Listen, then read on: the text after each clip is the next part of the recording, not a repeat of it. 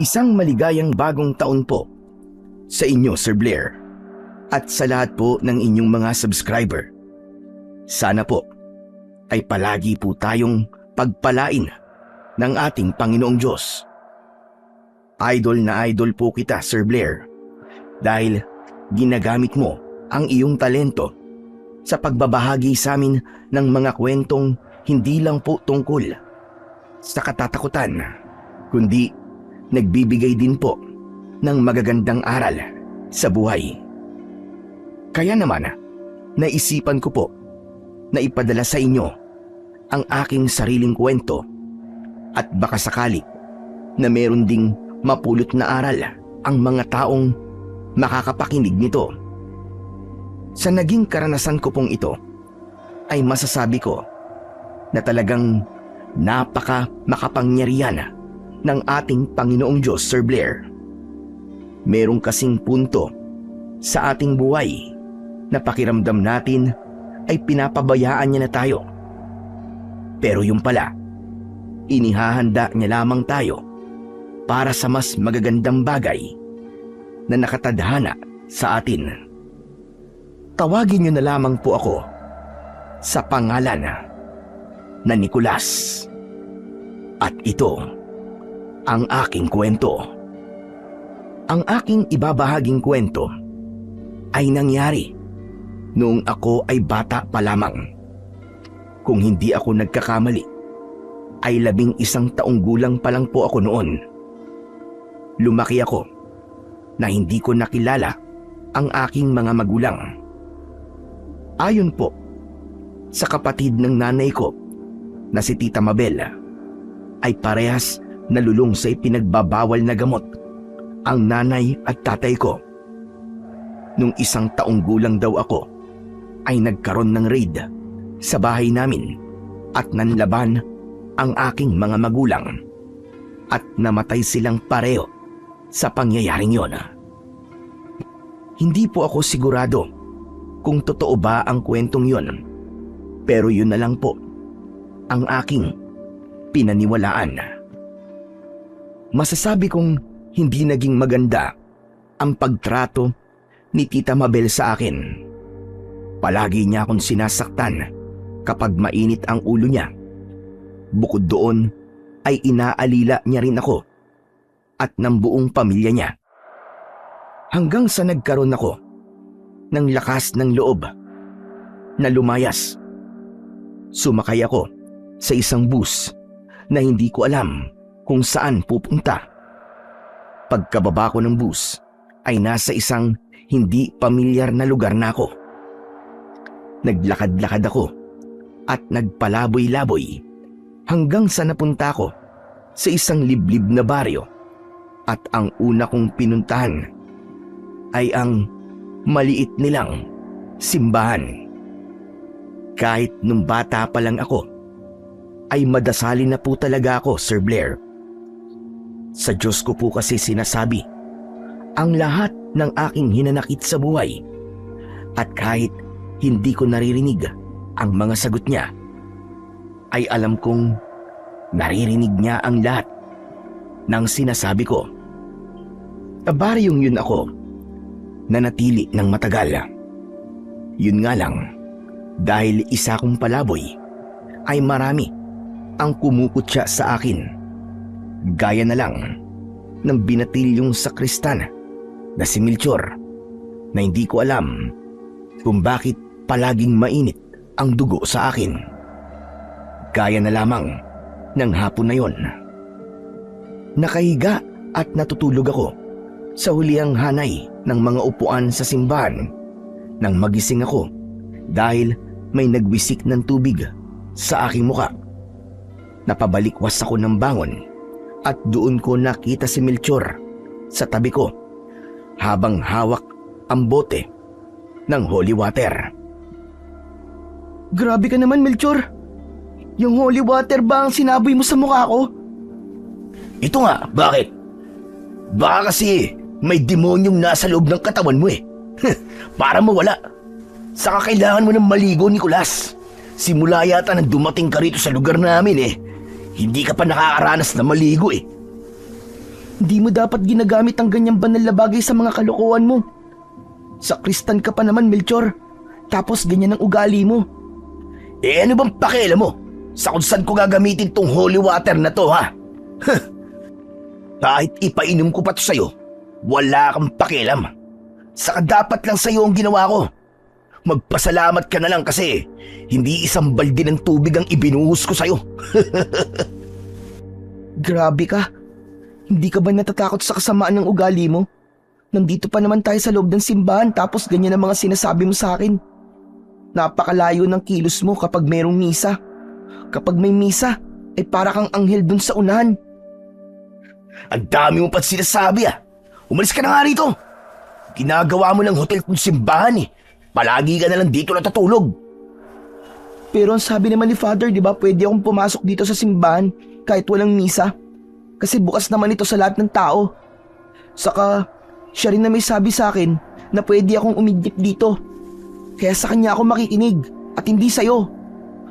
Ang tigas din naman talaga ng apog mo no? Halika nga rito. Kung ayaw mong lumabas, ay ako na magpapalabas sa'yo. Mariing hinawakan ni Melchor ang aking braso. Hinila niya ako palabas ng simbahan. Halos maiyak ako dahil pakiramdam ko ay mababalian ako sa ginagawang yon ni Melchor sa akin. Aray, Melchor! Bitiwan mo ako, aray! Nasasaktan na ako! Dapat lang na masaktan ang mga kagaya mong palaboy na makulit.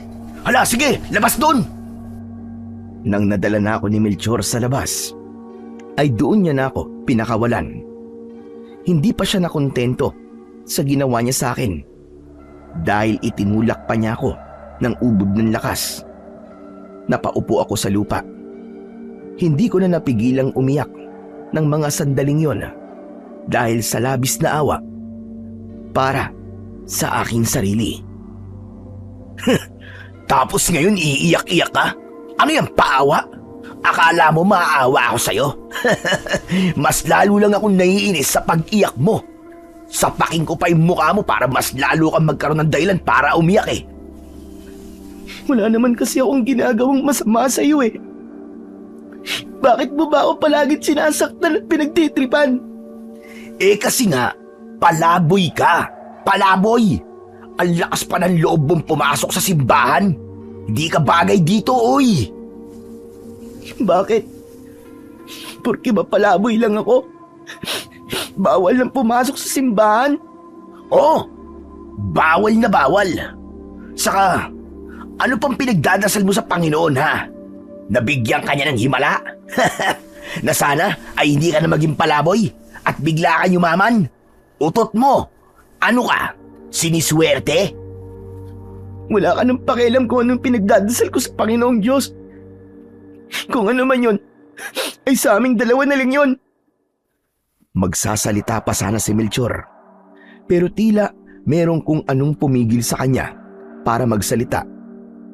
Bahagyang nanlaki ang mga mata niya. Nagulat na lang ako nang may mga kamay na bigla na lamang humawak sa mga braso ko at tinulungan akong tumayo.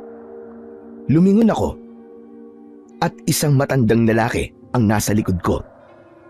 Kilala ko ang matandang yon dahil kilala siya sa baryong yon. Lahat ay tinatawag siya na Lolo Fabian. Tinagurian siyang kinatatakutang antingero ng mga tao dahil hindi lang siya mahusay gumamit ng iba't ibang uri ng anting-anting, kundi ginagamit din niya ang kaalaman niya sa pakikipaglaban sa mga aswang. Ngunit ang mga yon ay naririnig ko lamang. Simula kasi nang nagpunta ako sa baryong yon, ay hindi ko pa nakitang nakipaglaban nga si Lolo Fabian sa mga aswang. Teka, Lolo Fabian? Ano na namang ginagawa mo kay Nicolas, ha, Melchor? Hindi ka ba talaga naaawa sa batang ito? Wala na ngang pamilya at bahay. Palagi mo pang inaaway. Akala mo ba ay hindi ko nakikita ang ginagawa mo rito kay Nicolas, ha? Kasi naman po, Lolo Fabian, nagkakalat po siya sa loob ng simbahan Dinadala niya po sa loob yung mga nakalakal niya. Tapos ang baho-baho pa po niya. Naiiwan po sa loob ng simbahan yung amoy niya eh. Amoy na bubulok. Totoo ba yun, ha, Nicolas? Nagkakalat ka nga ba sa loob ng simbahan? Hindi. Hindi po totoo yun, Lolo Fabian. Nagsisinungaling lang po siya. Tignan niyo nga po. Ayun po yung sako ko kung saan nakalagay po ang mga nakalakal ko. Iyon naman pala eh. Nasa labas pala yung mga nakakalakal niya. Nasa loob po yung kanina eh. Nilabas ko lang po. Ako po kasi ang maglilinis niyan. Tapos mapapagalitan pa po ako ni Father kapag nakita niya po yung mga kalat doon ni Nicolas. Huwag po kayong maniwala sa kanya, Lolo Fabian. Nagsisinungaling po siya. Alam ko po na dapat pong iginagalang ang simbahan. Kaya bakit naman po ako magkakalat sa loob nun? Sa totoo lang, hindi ko na alam kung sino sa inyong dalawa ang nagsasabi ng totoo. Pero Melchor, sana naman ay ito na ang huling beses na aawayin mo si Nicolas. Isipin mo na lang ang buhay na meron siya. Marami na siyang pinagdadaan ng hirap sa araw-araw. Kaya sana naman ay huwag mo nang dagdagan yun. Kaya mo bang ipangako sa akin na hindi mo na siya aawayin? Nangangako po ako na hindi ko na po aawayin si Nicolas, Lolo Fabian. Mabuti naman kung ganun. Saan ko? Natutupad ka sa ipinangako mo na yan sa akin. Sige po. May kailangan pa po kasi akong gawin sa loob ng simbahan eh. Maiiwan ko na po kayo rito. Tumalikod na si Melchor at malalaki ang mga hakbang na pumasok siya sa loob ng simbahan. Pero duda ko, natutuparin ni Melchor ang ipinangako niya kay Lolo Fabian. Parang labas kasi sa ilong niya ang sinabi niya na nangangako siya na hindi niya na ako aawayin. Ayos ka lang ba? Ha, Nicolas? Hindi ka ba nasaktan o nasugatan sa ginawa niya sa'yo? Ayos lang po ako, Lolo Fabian. Medyo masakit lang po ang braso ko kasi hinila po ako ni Melchor palabas po ng simbahan kanina eh. Salamat po pala kasi dumating po kayo. Ang sarap po pala sa pakiramdam na meron pong nagtatanggol. Walang anuman yon, Nicolas. Alam mo matagal ko na kasing nakikita na inaaway ka ni Melchor. Pero ang akala ko, away bata lamang. Pero nung nakita ko na halos kalad ka rin kanya palabas ng simbahan at itulak ka pa niya, ay hindi na ako nakapagpigil na hindi makialam. Ikaw na rin ang bahalang magpapasensya kay Melchor. Lumaki kasi siya na walang magulang. Walang gumabay sa kanya. Kung hindi pa nga siya naging sakristan, baka kagaya mo rin siyang isang palaboy. Parehas lang po pala kami. Pero hindi naman po ako naging kagaya niya. Lumaki rin naman po ako na walang kinikilalang magulang eh. Alam mo, magkakaiba kasi tayo ng pinagdadaanan. Oo, pareho kayong walang magulang. Pero may mga bagay kasi na maaaring naging dahilan kung bakit naging palaaway si Melchor. Kung ano man ang dahilan na yon, ay tanging si Melchor lamang ang nakakaalam. Teka, oo nga pala. Eto, may tinapay ako rito. Baka kasi hindi ka pa kumakain. Nanlaki ang mga mata ko sa tuwa nang iabot sa akin ni Lolo Fabian ang isang plastik ng tinapay. Walang pagdadalawang isip na tinanggap ko yun dahil ang totoo ay nagugutom na talaga ako kanina pa. Talaga po, Lolo Fabian? Akin na lang po itong mga to. Ang dami naman po nito. Oo, Nicolas. Sa'yo na ang lahat ng yan. Pang-almusal ko sana yan bukas. Pero sa'yo na lang. Kasi mas kailangan mo yan kaysa sa akin. Pero, Lolo Fabian, paano na po yung pang-almusal niyo po bukas? Pwede naman akong bumili ulit sa panaderya. O kaya maglaga na lang ako ng kamote at saging. Masarap na almusal din yun. Tapos may kapartner pa na kape. Lolo Fabian, maraming salamat po talaga. Sobrang bait niyo po sa akin. Titipirin ko po ito para bukas ay meron pa po akong makakain. Nasisiyang ginulo ni Lolo Fabian ang buhok ko. Matapos yun, ay nagpaalam na siya sa akin. Habang naglalakad siya palayo, ay maluwa-luwa akong nakatingin sa kanya. Bihira kasing may nagpapakita sa akin ng kabutihan. Kaya kapag merong nagiging mabait sa akin, ay hindi ko maiwasang maging emosyonal. Pinunasan ko ang luha sa aking muka. Napangiti ako nang isang aso ang lumapit sa akin. Payat na payat siya at nakatingin siya ng diretso sa aking mga mata. Nagugutom ka rin ba? Eto, sa'yo na itong isang tinapay. Marami naman to kaya sobra pa to sa akin. Kumain ka rin. Inabot ko sa aso ang isang piraso ng tinapay at agad niya tong kinagat. Matapos yun, ay tumakbo na siya palayo.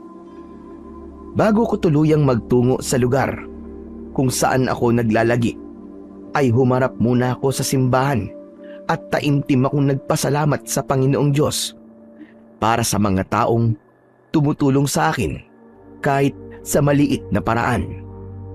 Maya-maya pa ay magaan ang dibdib na naglakad ako papunta sa bukana ng kasukalan.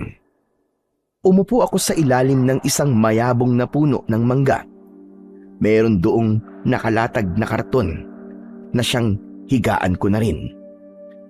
Kumuha ako ng isang tinapay at yun muna ang kinain ko.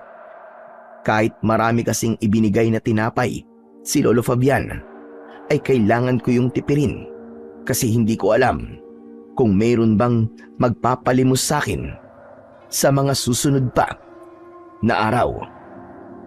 Isa yun sa mahirap sa pagiging isang palaboy. Hindi ko alam kung makakakain ba ako sa susunod na araw o hindi, lalo na't umaasa lang ako sa mga ibinibigay na barya at pagkain sa akin ng mga tao sa baryong yon. Ganun pa man, kahit nasa ganun akong sitwasyon, ay hindi pa rin ako nawawalan ng pag-asa sa buhay. Naisip ko tuloy yung tanong sa akin ni Melchor na kung ano ba ang ipinagdadasal ko sa Panginoong Diyos. Ang totoo, ipinagdadasal ko na sana ay pagpalain pa ang mga taong tumutulong sa akin para mas marami pa silang matulungang ibang tao. Yung pagiging palaboy ko kasi, ipinagpapasa Diyos ko na lang ang bagay na yon. Naniniwala kasi ako na merong magandang plano sa akin ang Panginoong Diyos at kailangan ko lang magtiwala sa proseso na kailangan kong pagdaanan.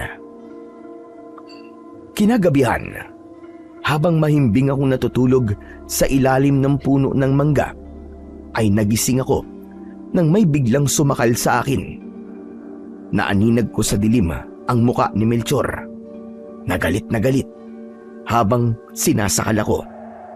Nagpumiglas ako at pilit kong inaalis ang kamay niya sa leeg ko, pero wala akong laban sa lakas niya. Akala mo ba palalampasin ko yung pagsusumbong mo kanina kay Lolo Fabian, ha? Sinabi mo pa't sinungaling ako. Kung inaakala mong hindi ako gaganti, nagkakamali ka, unggoy. Tama na, Melchor, tama na. Hindi na ako makahinga, tama na. Anong tama na? Alam mo bang pwedeng-pwede na kitang patayin ngayon dito? Wala akong magiging problema kung papatayin kita. Kasi wala ka namang pamilya eh. Walang mag-aalap sa'yo. Lahat ng tao rito walang pakialam sa palaboy ng mga kagaya mo. Walang mag-aalap sa'yo kapag pinatay kita at ibinaon ko sa kung saan ang katawan mo. Maawa ka na sa akin, Melchor. Huwag mong gagawin yan, maawa ka. Mas tumindi ang takot ko nang mas naging mahigpit ang pagkakasakal sa akin ni Melchor. Sa itsura niya kasi ay parang Desidido na siyang patayin ako ng sandaling yon. Sa totoo lang, hindi naman ako takot mamatay. Pero ayoko pang mamatay na hindi ko pa nararanasan na makaramdam ng tunay na pagmamahal mula sa ibang tao. Ngunit ng sandaling yon, pakiramdam ko ay katapusan ko lang talaga. Unti-unti nang nanlabo ang aking paningin at nahirapan na akong huminga. Hanggang sa may isang taong humila kay Melchor at doon na kumawala ang mga kamay niya sa akin leeg. Agad akong sumagap ng hangin. Umupo ako habang habol ang aking paghinga. Nakita ko si Melchor na nakaupo sa lupa habang nasa harapan niya si Lolo Fabian. Nakahawak si Lolo Fabian sa puluhan ng itak na nasa loob ng kaluban. Hindi ba nag-usap na tayo kanina? Nangako ka pa sa akin na hindi mo naaawain at sasaktan si Nicolas. Huwag mong sabihin na nagkalat na naman sa kung saan si Nicolas dahil hindi na ako maniniwala sa'yo. Bakit niyo mo pinagtatanggol ang palaboy na yan, ha, Lolo Fabian? Wala naman niyang kwente. Wala siyang silbi. Dahil tao siya at wala siyang ginagawang masama. Hihintayin pa ba nating may gawin siyang masama bago natin siya paalisin dito? Tumigil ka na sa mga baluktot mong katwiran, Melchor. Kahit sa ang anggulo ko tignan, ay maling-mali ang ginagawa mo kay Nicolas. Bakit sa dinami-rami ng bata rito, ay siya lang ang bukod tanging inaaway mo? Dahil ba, siya lang ang kaya mo? Saka ikumpara mo nga ang edad mo sa edad niya. Bata pa lang siya, habang ikaw ay binatilyo na. Bakit, ha Melchor? Kapag ba napapaiyak mo si Nicolas, pakiramdam mo ay malakas at matapang ka. Nagkakamali ka. Hindi ganyan ang totoong tapang. Hindi katapangan ang ginagawa mong parang punching bag ang walang kalaban-laban sa'yo. Isa kang malaking duwag. Yun ang tawag sa'yo. Tumiim ang bagang ni Melchor at masama niyang tinignan si Lolo Fabian. Pakiramdam ko ay nasaktan si Melchor sa mga salitang narinig niya. O ano? Bakit ganyan ka makatingin na? Pati ba ako isasaktan mo na rin? Naturingan ka pa namang taong simbahan. Pero ganyan ang pag-uugali mo. Ito ang sasabihin ko sa'yo. Lubayan mo na si Nicolas! Walang imik na tumakbo palayo si Melchor at nang nasa malayo na siya ay saka ako nilapitan ni Lolo Fabian. Nicolas, kumusta ang pakiramdam mo? Medyo okay lang po. Buti nga po't dumating po kayo uli. Kasi pakiramdam ko po, papatayin na po talaga niya ako kanina eh. Salamat po kasi ang dami niyo na pong naitulong sa akin. Sa loob lang po ng isang araw. Wala yun, Iyo. Mabuti na lang talaga at naglalakad-lakad ako. Kaya naman nakita ko kayo. Ano po palang ginagawa niyo ng ganitong oras sa labas? Saka, bakit po kayo may dalang itak? Nararamdaman ko kasi, Nicolas, na may aswang sa paligid. Kaya nag-iikot-ikot ako ngayon dito sa baryo. Gusto kong makasiguro na walang mabibiktima ang aswang na yon. Oo nga po pala. Ang sabi po ng mga tao ay isa po kayong kinatatakutang antingero na may kakayahan pong makipaglaban po sa kampo ng kadiliman tulad po ng aswang. Alam mo na pala ang tungkol sa bagay na yan. Opo, madalas po kasi kayong pag-usapan ng mga tao rito at narinig ko po ang magagandang bagay na ginawa niyo po para po sa lugar na to. Napakaswerte po ng baryong to kasi dito po ay nakatira. Nakakatuwa naman niyang sinabi mo. Nakakataba ng puso. Pero matagal-tagal na rin ang huling beses na nakipaglaban ako sa aswang. Ang totoo nga niyan, hindi ko na alam kung kaya ko pang makipaglaban sa mga ganoong uri ng nilalang. Bakit naman po, Lolo Fabian? Para kasi akong itak na napabayaan na. Kumbaga kinakalawang na ako.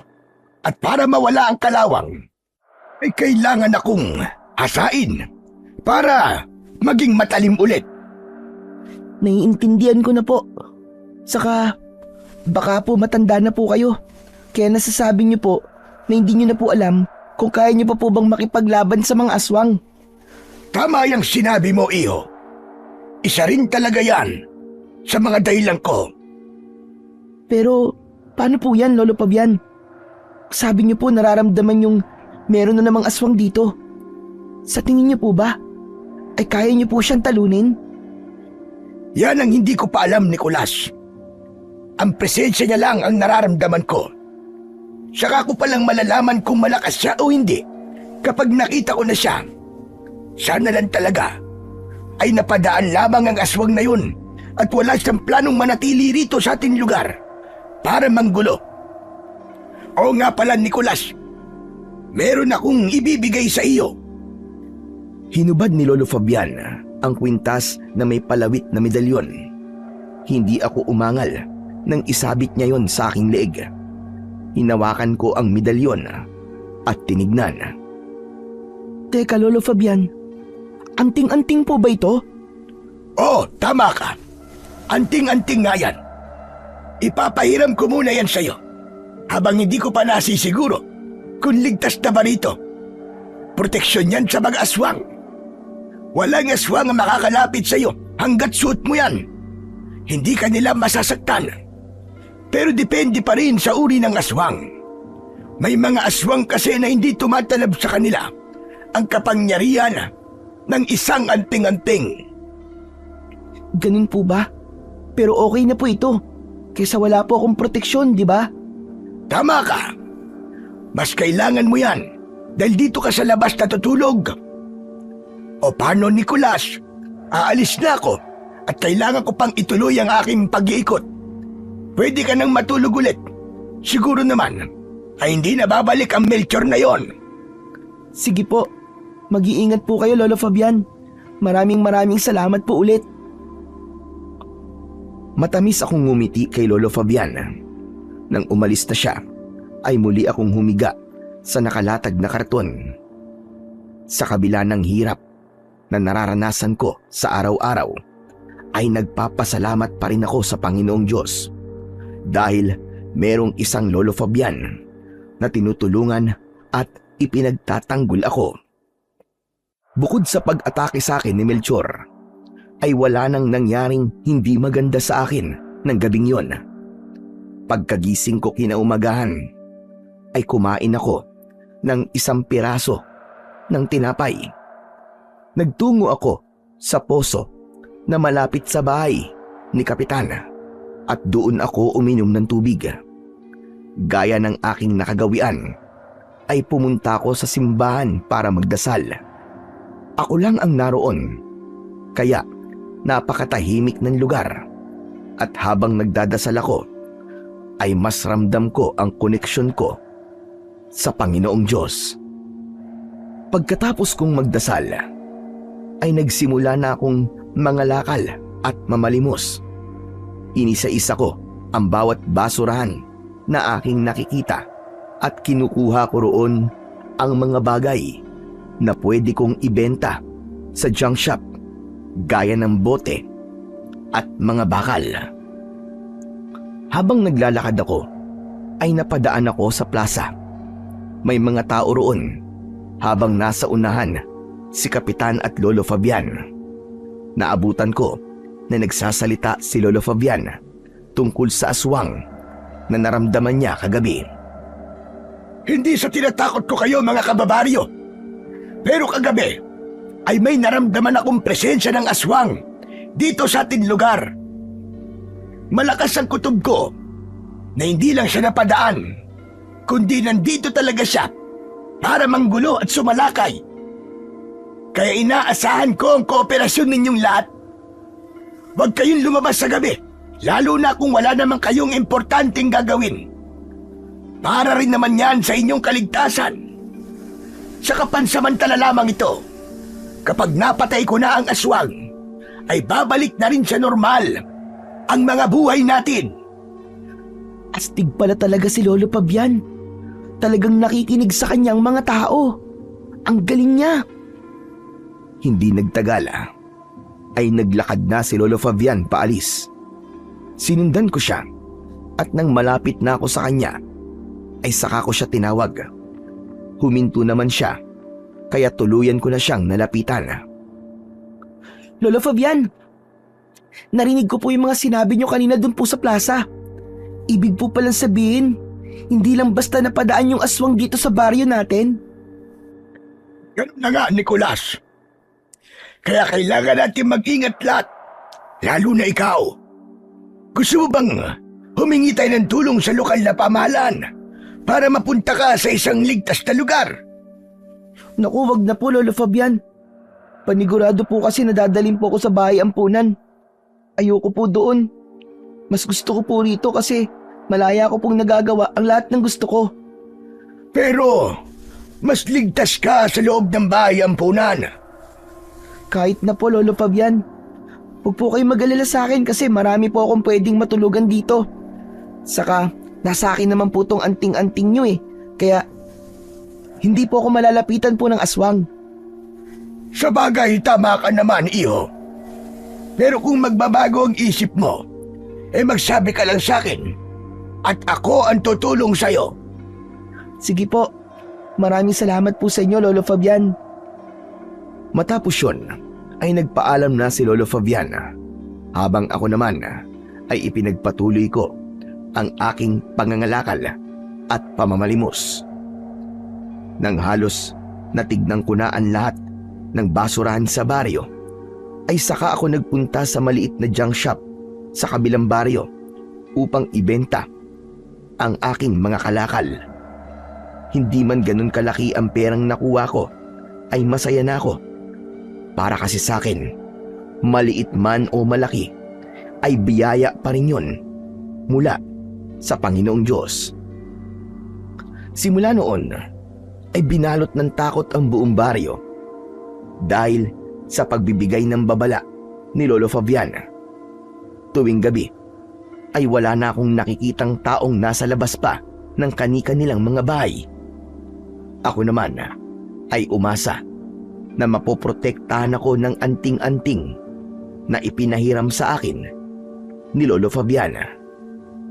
Madalas akong matulog sa silong ng mga bahay dahil naniniwala ako na mas ligtas ako ron kesa ang matulog ako sa ilalim ng mga puno.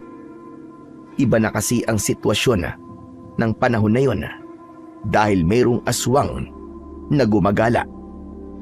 Ayoko rin kasing maging kampante kahit nag-iikot ng madalas si Lolo Fabian sa baryo tuwing gabi. Isang umaga, nagpunta ulit ako sa simbahan. Ipinagdasal ko ang kaligtasan naming lahat mula sa gumagalang aswang. Ipinagdasal ko rin sa Panginoong Diyos na sana ay mas palakasin palalo si Lolo Fabian upang magkaroon siya ng kakayahan na talunin ang aswang na nagbibigay ng takot sa aming lahat. Matapos kong magdasal, ay aalis na sana ako. Pero nakita ko si Melchor na naglalakad sa may gilid ng simbahan. Kahina-hinala ang kilos niya dahil panay ang linga niya sa paligid. Hindi ko alam kung bakit, pero sinundan ko siya. Pumasok sa kumbento si Melchor. Maging doon ay sinundan ko siya. May binuksan siyang aparador at isang kahon ang kanyang kinuha. Humarap siya sa gawi ko at akmang bubuksan niya ang kahon, pero nakita niya ako. Bumakas ang gulat sa mukha ni Melchor. Sakto na dumating naman ang pari at maging yon ay nagulat nang nakita si Melchor. Melchor, iho! Bakit hawak mo lalagyan natin ng donasyon? Father, nagkakamali po kayo ng iniisip. Hindi ko po ito kinukupitan. Kung ganon, ay bakit mo nga hawak yan? Ano po kasi, si Nicolas po, yung palaboy po na yan, tinaka niya pong nakawin itong mga donasyon. Kung hindi nga po agad ako dumating malamang nanakaw niya na po to. Inagaw ko lang po to sa kanya at ibabalik ko na po sana dito sa aparador. Nanlamig ang buong katawan ko sa sinabing yun ni Melchor. Pakiramdam ko ay umurong ang dila ko nang tumingin sa akin ang pari. Hindi siya galit, pero may takot akong naramdaman dahil hindi ko alam kung kaya ko bang depensahan ang sarili ko ng sandaling yon. Naglakad ang pari papunta sa akin. Tumayo siya sa harapan ko.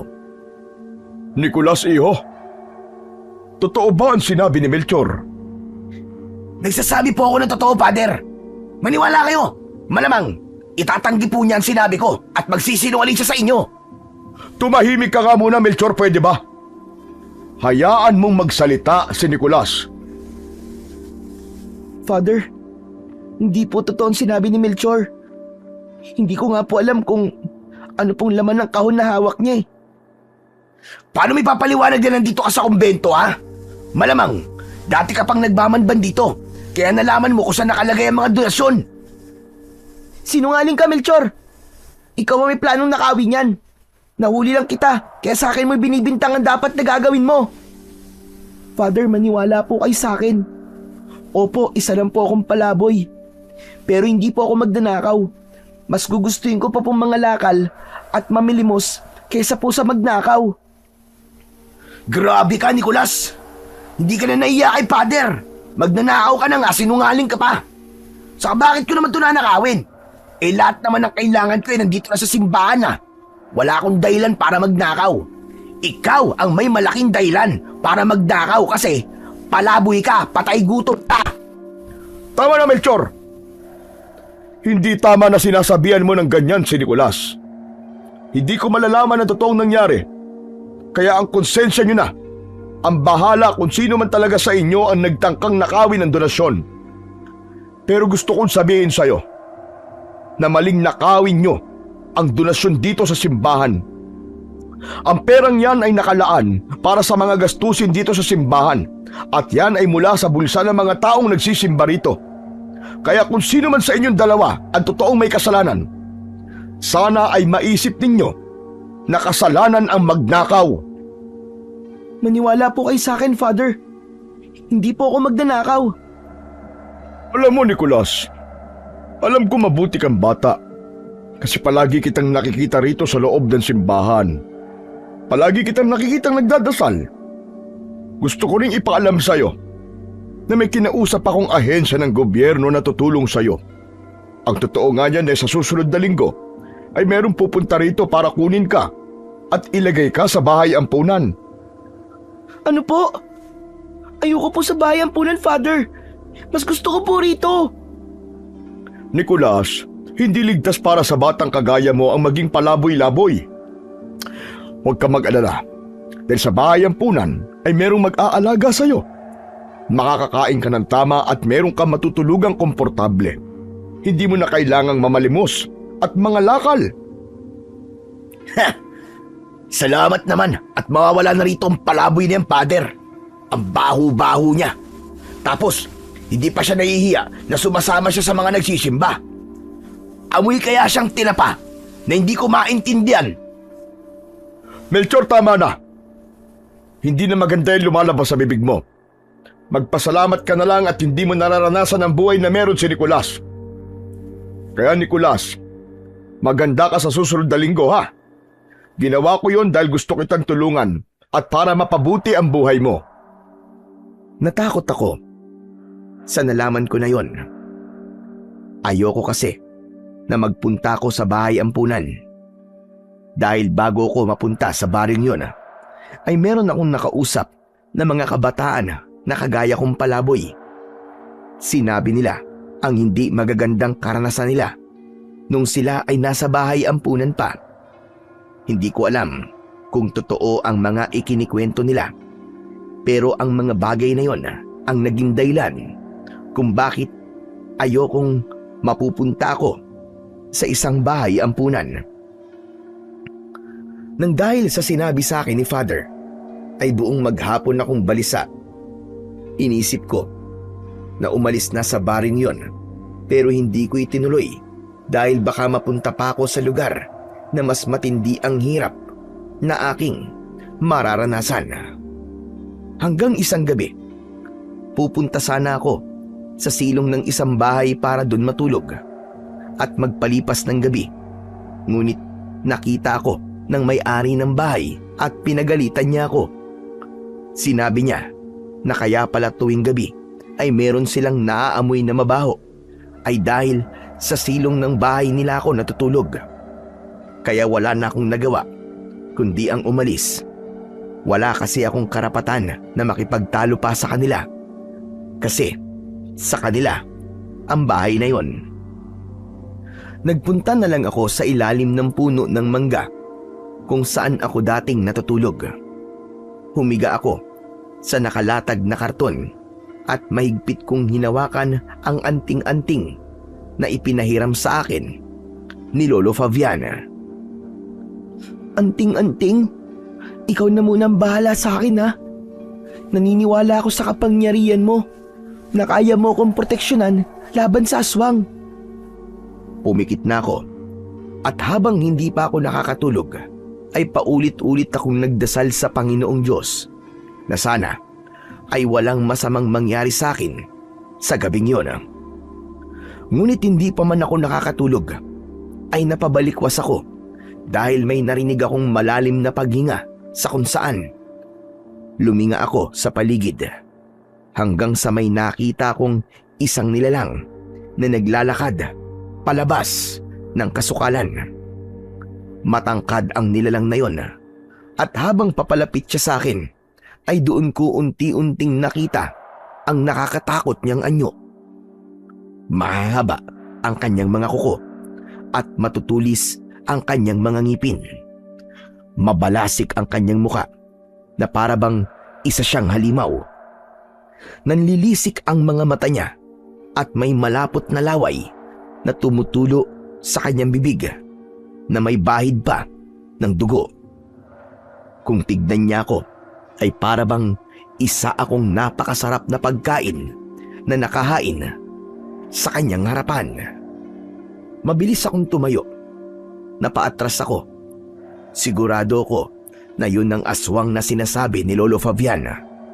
Malakas akong sumigaw, sabay takbo palayo. Dinig ko ang mabibigat na yabag ng aswang sa likuran ko hanggang sa may mabilis na anino na dumaan sa likod ko at napahinto ako dahil nasa unahan ko na ang aswang. Huwag mo na akong pahirapan, bata. Wala ka nagtakas sa akin. Matagal na akong hindi nakakakain ng kagaya mo. Sigurado akong malinamnam ang iyong karne at dugo. Hindi! Nagkakamali ka, hindi ako malinamnam, hindi ako masarap. Hindi mo ba nakikita sa akong palaboy? Hindi ako naliligo. Napakabaho ko kaya baka mamaya sumakit pa ang tiyan mo pag kinain mo ako eh. Wala akong pakialam sa amoy mo. Ang kailangan ko ay ang laman at dugo mo. Hindi! Hindi mo ako malalapitan at masasaktan. Nakikita mo itong kwintas sa suot ko? Anting-anting ito na pangontra sa mga aswang. Sa tingin mo ba ay tatalam sa akin ang mahinang uri ng anting-anting na yan? Hindi ako isang mahinang aswang para matakot sa bagay na yan. Sa sinabing yun ng aswang, ay nanlamig ako ng gusto. Lalo na nang marahan siyang naglakad papalapit sa akin. Isa kasi yung patunay na hindi talaga siya naaapektuhan ng anting-anting na suot ko. Mamang aswang, maawa na po kayo, huwag niyo po akong kakainin. Hindi po ako masarap. Mabaho po ako. Parang nauulol na umangil ang aswang. Tatakbo na sana siya palapit sa akin nang narinig ko ang malakas na pagsigaw ni Lolo Fabian. Mula sa likod ng aswang ay lumitaw si Lolo Fabian. Tatagain niya sana ang aswang pero agad yung nakaiwas. Lumayo ang aswang at diretso yung tumingin kay Lolo Fabian. Balawis! Nakikilala mo pa pala ako, Fabian. Akalain mo nga naman, hanggang ngayon ay nakikipaglaban ka pa rin sa mga aswang. Hindi ka ba napapagod? Ang dapat sa'yo ay magpahinga na. Hindi ako magpapahinga hanggat merong mga kagaya mo na nanggugulo sa katahimikan namin dito. Anong ginagawa mo rito, Balawis? Hindi ka ba natatakot sa ginawa ko sa pamilya mo? Nandito ko para maghiganti. Ipaghihiganti ko ang pag-ubos mo sa pamilya ko. Dapat lang sa pamilya mong ginawa ko. Dahil lahat kayo ay perwisyo sa aming mga tao. At wala akong pinagsisisihan na pinatay ko ang pamilya mo. Dahil sigurado ako na kung nabubuhay pa sila hanggang ngayon, ay marami na silang napatay sa baryong ito. At sisiguraduhin kong pagsisisihan mo ang ginawa mong yon. Kung inaakala mo na kaya ako nawala ng napakaraming taon dahil takot ako sa'yo, ay nagkakamali ka, Fabian. Nagpalakas lang ako para sa pag-aarap nating muli ay ikaw na ang mamamatay. At bago kita patayin, sisiguraduhin kong mararamdaman mo ang sakit na maraming taon ko nang dinadala. Papatay ko ang lahat ng tao sa baryong ito. Gusto kong masaksihan mo kung paano ko sila ubusin bago kita patayin. Hindi ako papayag na magtagumpay ka. Papatayin na kita ngayong gabing ito. Huwag kang magmadali, Fabian. Marami pa akong gagawin, kaya hindi mo pa ako maaaring patayin. Isang nakakakilabot na halakhak ang pinakawalan ng aswang. Sa isang kisap mata ay nasa harapan na siya ni Lolo Fabian. Tatagain sana siya ni Lolo Fabian, ngunit mabilis na kinalmot ng aswang sa dibdib ang matandang lalaki. Matapos yun ay mabilis na tumakbo papunta sa kakahuyan ng aswang hanggang sa nawala na siya sa aming paningin. Bumalik ka rito, Balawis! Tapusin na natin ito! Magbalik ka! Susundan sana ni Lolo Fabian ang aswang, pero nang humakbang siya ay napaluhod siya sa lupa. Hinawakan niya ang sugat niya sa dibdib habang bakas sa kanyang muka ang labis na sakit. Nag-aalalang nilapitan ko si Lolo Fabian. Lolo Fabian! Lolo Fabian! Huwag niyo na po siyang habulin kasi may sugat po kayo. Napakawalang iya talaga ng aswang na yon. Ang lakas ng loob niyang bumalik dito. Huwag niyo muna po siyang isipin, Lolo Fabian. Ihatid ko na po kayo sa bahay niyo. O hindi po kaya ay tatawagin ko na lang po si Kapitan para madala po kayo sa ospital. Hindi na kailangan, Nicolas. Ayos lang ako. Hindi naman malalim ang sugat ko. Kaya ko itong gamutin sa bahay ko. Sige po, pero sasamahan ko pa rin po kayo pa uwi. Inalalayan ko si Lolo Fabian sa kanyang pagtayo. Labis ang pag-aalala ko para sa kanya. Dahil kahit sinabi niyang ayos lang siya, ay ramdam ko na sobrang sakit ng sugat na kanyang natamo mula sa aswang na si Balawis. Nang nakarating kami sa bahay ni Lolo Fabian, ay agad siyang humiga sa mahabang upuan na gawa sa kawayan. Sa tingin ko ay nahihirapan siya, kaya naisip ko na tulungan siya para gamutin ang kanyang sugat. Lolo Fabian, ano pong kailangan kong gawin? Buksan mo yung aparador at kunin mo yung alkohol at bulak. Buhusan mo ng alkohol itong sugat ko. Agad akong tumalima. Ginawa ko ang sinabi ni Lolo Fabian. Nang buhusan ko ng alkohol ang sugat niya, ay napangiwi ako dahil tila nararamdaman ko ang hapdi na nararamdaman ni Lolo Fabian. Pigil niya ang kanyang pagsigaw. Matapos yun, ay nilinis ko ang sugat gamit ang mga bulak. Pinakuha niya ako ng malinis na bimpo at yun ang inilapat niya sa sugat para huminto yun sa pagdugo. Maraming salamat sa tulong mo, Nicolas. Maliit na bagay lang po yan kumpara po sa mga naitulong niyo po sa akin. Pero sigurado po ba kayo na hindi na po kayo magpapadala sa ospital? Hindi na kailangan, Iho. Gagaling din naman ito matapos ang ilang araw. Lolo Fabian, meron po pala akong itatanong sa inyo. Yung aswang po kanina, mukhang magkakilala po kayo ah. Paano niyo po siya nakilala? Hindi ko pwedeng makalimutan ang aswang na yon, Nicolas. Siguro ay halos 10 taon na rin ang nakararaan nang dumating ang pamilya ni Balawis dito sa baryo. Nung una, ang akala namin ay normal na tao lang sila. Pero napansin ko na simula nang dumating sila rito ay nagsimula ng pagsalakay ng mga aswang tuwing gabi. Nang nadiskubre ko na aswang si Balawis at ang kanyang pamilya at sila ang responsable sa mga patayan, ay nakipaglaban ako sa kanila. Napatay ko sila malibang kay Balawis. Nagawa niyang makatakas at simula noon ay hindi na siya nagbalik. Ang buong akala ko nga ay natakot na siya sa akin, kaya hindi na siya bumalik.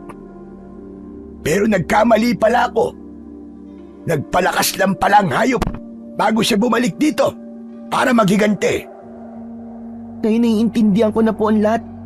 Kaya po pala habang magkausap kayo kanina, ay ramdam ko po na galit po siya sa inyo.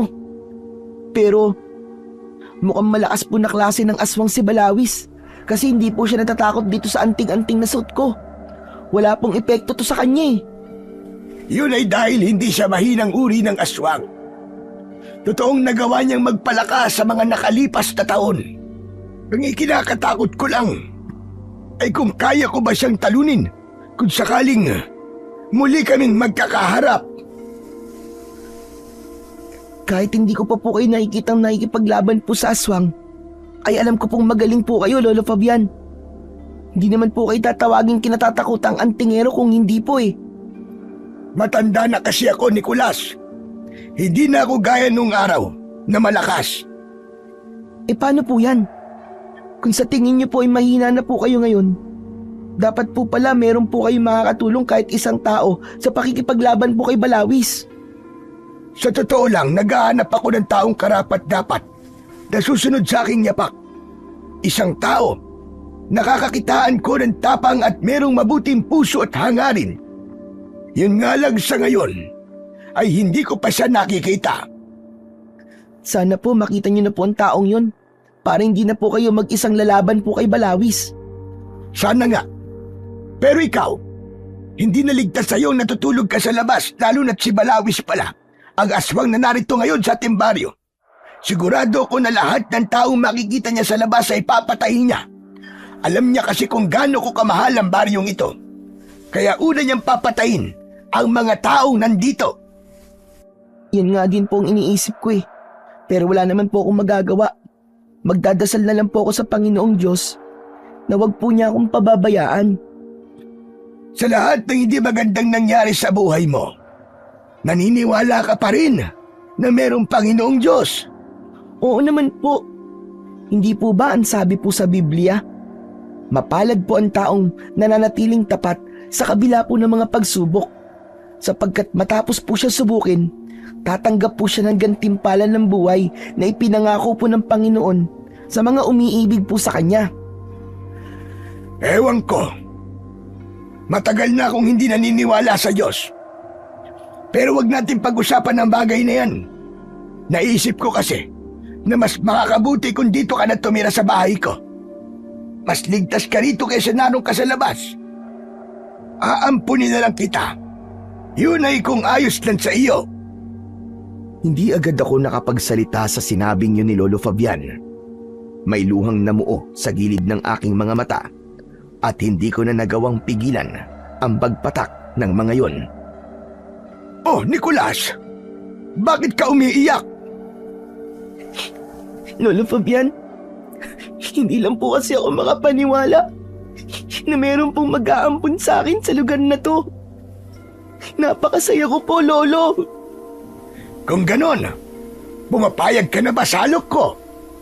Opo, wala po akong dahilan para hindi pumayag. Maraming salamat po talaga sa inyo, Lolo Fabian. Sa sobrang tuwa ko, ay niyakap ko ng maigpit si Lolo Fabian.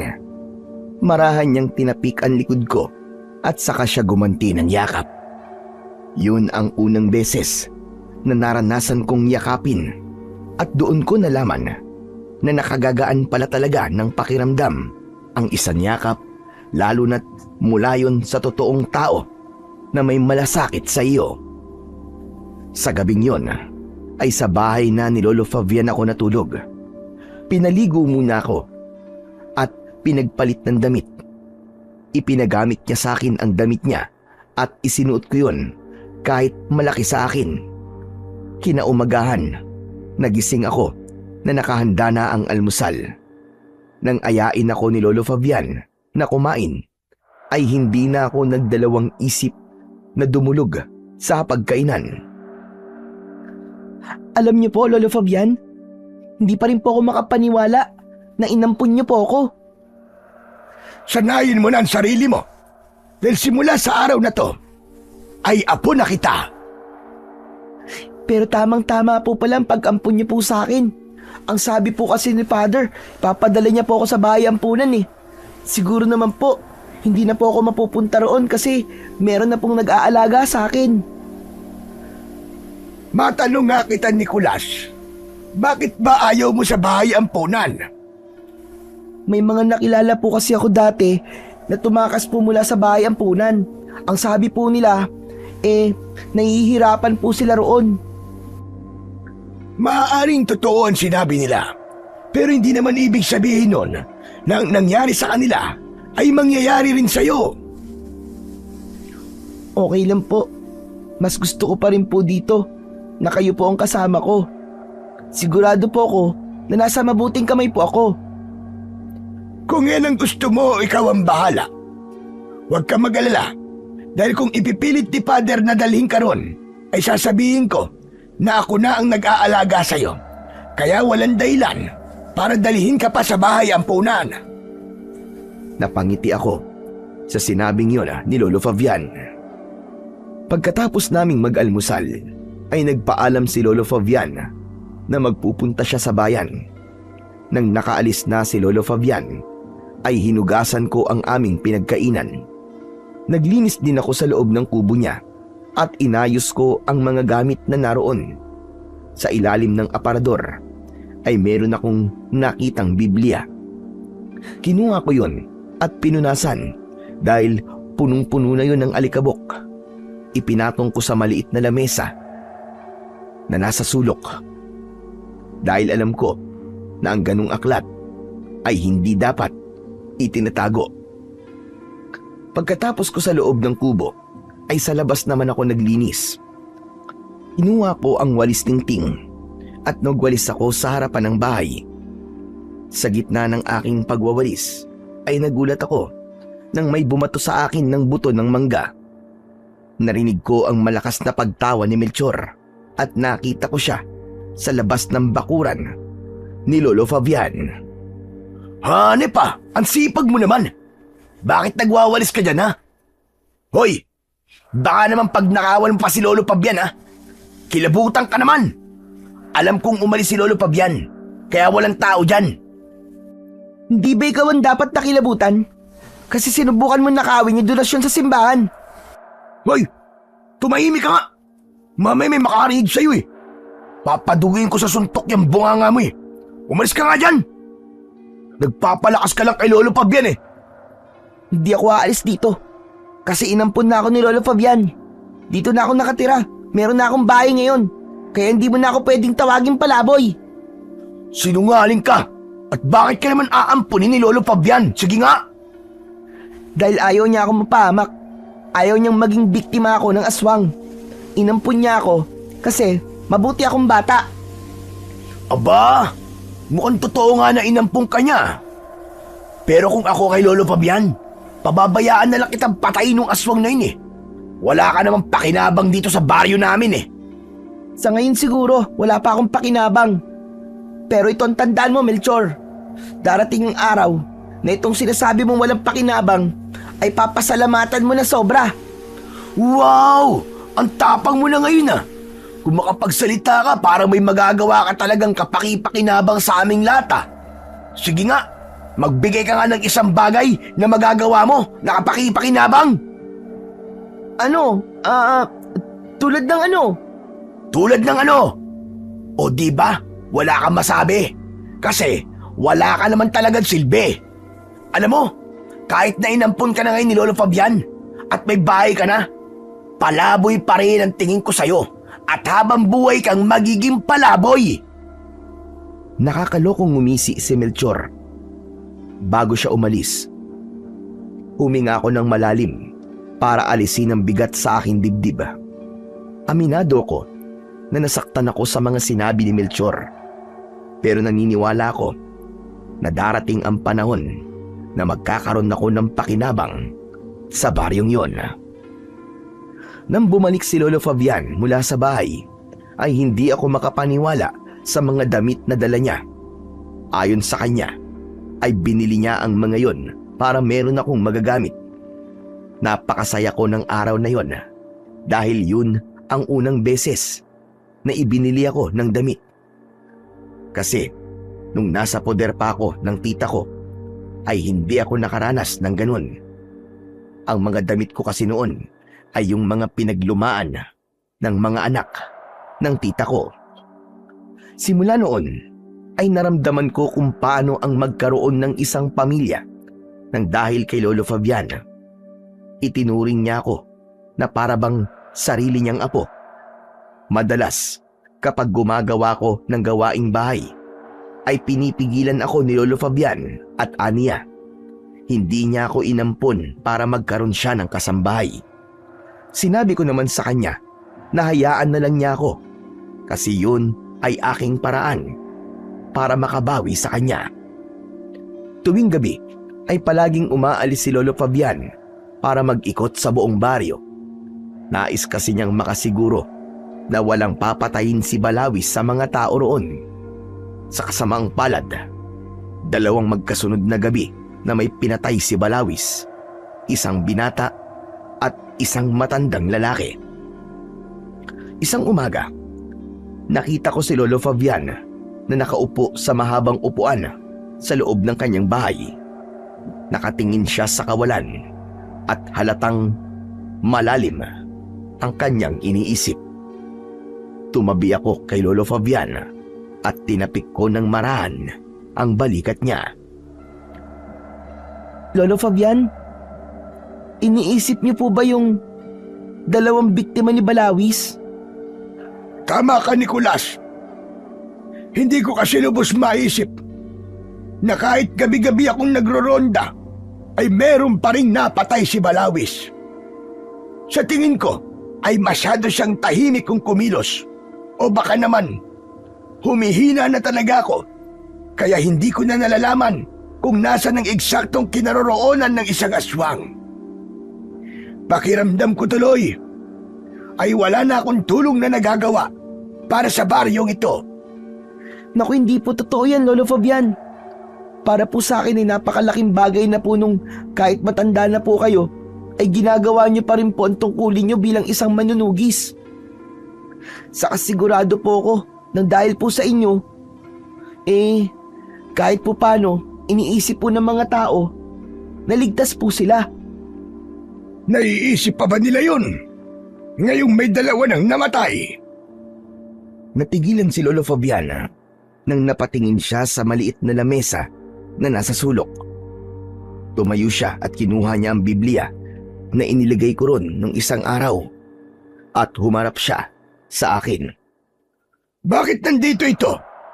Itinago ko na ito ah. Nakita ko po kasi yan doon po sa ilalim po ng aparador. Napansin ko po kasi na wala po kayong altar, kaya mas maganda po na meron po tayong Biblia na nakikita po natin sa araw-araw. Hindi ba sinabi ko na sa noon na hindi na ako naniniwala sa Diyos? Pero bakit naman po, Lolo Fabian? Dahil kahit halos linggo-linggo ko nagsisimba noon at nagdadasal sa Kanya, ay pinatay pa rin ng mga aswang ang aking asawa at anak. Hindi sila nagawang proteksyonan at iligtas ng Diyos na pinapaniwalaan mo. Alam ko pong masakit, Lolo Fabian, ang pinagdaanan niyo po. Pero hindi po yung dahilan para mawalan po kayo ng pananampalataya sa kanya. Lahat po ng nangyayari sa buhay natin ay meron pong dahilan. Maniwala po kayo, Lolo Fabian. At anong dahilan kung bakit kailangan mamatay ng asawa at anak ko sa ganung paraan? Para maging miserable ang aking buhay, ganun ba? Para mabuhay ako ng nag-iisa. Pero hindi naman po kayo mag-isa ngayon eh. Nandito po ako, Lolo Fabian. Alam ko po na hindi ko po kayang palitan ng asawa at anak nyo. Pero kayo po ang naging tulay para magkaroon po ako ng maayos na buhay. Kayo po ang napakalaking biyaya na ibinigay sa akin ng Panginoong Diyos. Hindi niyo po ba naisip na binigyan po kayo ng Diyos ng panibagong layunin sa buhay at yun ay ang magdala ng malaking pagbabago sa buhay ng isang kagaya kong dating palaboy? Ay nako! Kalokohan! Ayoko nang nakikita ang Biblia na to! Nagulat ako nang ibato ni Lolo Fabian ang Biblia sa saig. Matapos yun, ay nagmamadali siyang lumabas ng bahay. Agad kong nilapitan ang Biblia. Kinuha ko yun. At nang isasarado ko na sana yun, ay natigilan ako dahil sa nabasa ko sa isang pahina. Sapagkat tayo'y nilalang ng Diyos, nilikha sa pamamagitan ni Kristo Jesus upang iukol natin ang buhay sa paggawa ng mabuti. Yan ang layuning pinili ng Diyos para sa atin nung una pa man. Nang sandaling yon, ay umalingaw-ngaw ng paulit-ulit sa loob ng utak ko ang sinabi ni Melchor na wala raw akong pakinabang sa baryong yon. Pakiramdam ko ay may liwanag na bumalot sa aking buong pagkatao ng isang bagay ang naisip ko. Sinarado ko ang Biblia at maingat ko yung ipinatong sa lamesa. Nagmamadali kong sinundan sa likod ng bahay si Lolo Fabian at naabutan ko siya na naghahasa ng itak. Lolo Fabian, meron po sana akong sasabihin sa inyo. Kung pipilitin mo kung maniwala ulit sa Panginoong Diyos, ay wag mo na akong kausapin dahil masasayang lamang ang laway mo. Hindi po tungkol doon ang sasabihin ko sa inyo. Hindi po ba ang sabi niyo po ay naghahanap po kayo ng taong sasanayin para makipaglaban po sa mga aswang? Oo, bakit? Meron ka bang kilala na pwede? Meron po. Sino? Kilala ko ba yung taong sinasabi mo na yan? Nandito na po siya sa harapan niyo po ngayon. Ako po yun. Ano ba't sinasabi mo, Nicolas? Ikaw, gusto mo sanayin kita sa paggamit ng anting-anting at pakikipaglaban sa aswang? Opo, Lolo Fabian. At ano naman pumasok sa utak mo? At naisip mo yan? Kanina po kasi, nung kinuha ko po yung Biblia matapos niyo pong itapon yun, isakto po na nakabukas po yun sa isang pahina. May nabasa po ko ron na dapat po nating ilaan ang ating buhay sa paggawa ng mabuti. Tapos, sinabihan din po ako ni Melchor nung isang araw na wala daw po akong silbi. Kaya naman, naisip ko po, kung makikipaglaban ako sa aswang, ay meron po akong magagawa mabuti at magkakaroon na po ako ng silbi. Pambihira ka! Hindi mo alam ang sinasabi mo, Nicolas. Hindi biro ang pagdadaanan mo sa pagsasanay. Baka hindi mo kayanin. Subukan po muna natin. Kung hindi ko po kayanin, di titigil po ako. Hindi po ba ang importante sinubukan pa rin natin? Sige na po, Lolo Fabian. Alam ko pong bata pa po ako. Pero handa po akong tulungan kayo sa pakikipaglaban, lalong-lalo na po kay Balawis. Matagal akong tinignan ni Lolo Fabian at hindi muna siya nagsalita. Ramdam kong inaalam niya kung nagsasabi ba ako ng totoo o hindi. Maya-maya pa ay isang malalim na paghinga ang kanyang pinakawalan. Bigla ko tuloy naalala sa iyo ang sarili ko nung nasa ganyang edad din ako. Pinilit ko ang tatay ko na sanayin niya ako para maging antingero. Nung una ay ayaw niya, pero hindi ako sumuko. Pinanood ko ang mga ginagawa niya. Mag-isa kong pinag-aralan ang mga dapat kong matutunan. At nang nakita niya ang potensyal ko, ay doon niya na ako sinanay.